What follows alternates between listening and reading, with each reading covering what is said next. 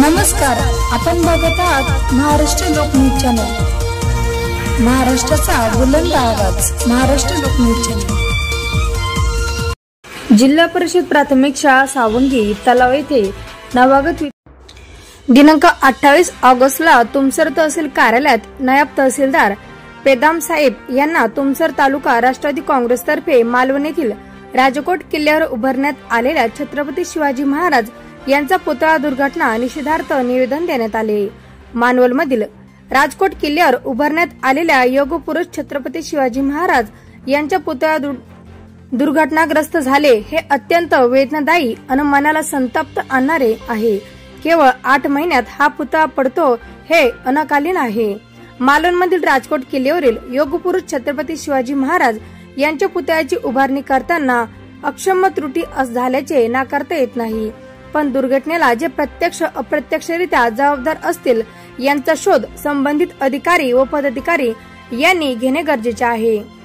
याकरिता दुर्घटनेचा निषेध व्यक्त करण्यासाठी व भविष्यात अशा दुर्घटना घडू नये याची खबरदारी घेण्यासाठी तुमसर राष्ट्रवादी काँग्रेस पार्टीतर्फे तुमसर येथे दिनांक 29 ऑगस्ट रोजी गुरुवारी सकाळी 11 ते 12 या वेळेत योगपुरुष छत्रपती शिवाजी महाराजांच्या पुतळ्यासमोर मूक आंदोलन करण्यात आले। या प्रकरणात जे कोणी दोषी असतील त्यांच्या विरुद्ध अत्यंत कठोर कारवाई करण्यात यावी अशी मागणी या निवेदनामार्फत करण्यात आली। सरकारने अहोरात्र काम करून राजकोट किल्ल्यावर योगपुरुष व भारतीय नौदलाचे जनक छत्रपती शिवाजी महाराज यांची प्रतिमा आणि दप्तीम्यान शौर्याचा इतिहास सांगणारे स्मारक आणि शक्तिशाली पुतळा पुन्हा उभारावा अशा आग्रही मागणी तुमसर राष्ट्रवादी काँग्रेस पार्टीतर्फे करण्यात येत आहे।